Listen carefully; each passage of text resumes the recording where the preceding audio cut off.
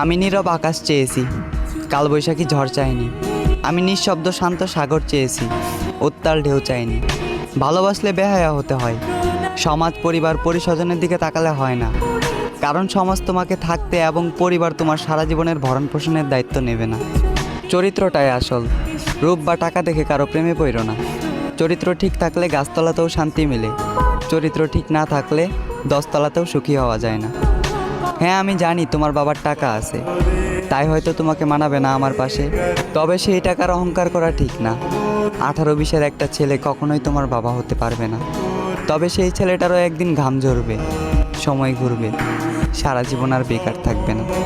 হ্যাঁ, আমি জানি তুমি সুন্দর, সৌন্দর্যের তালিকায় তুমি শীর্ষে। তবে এই রূপের অহংকার করিও না।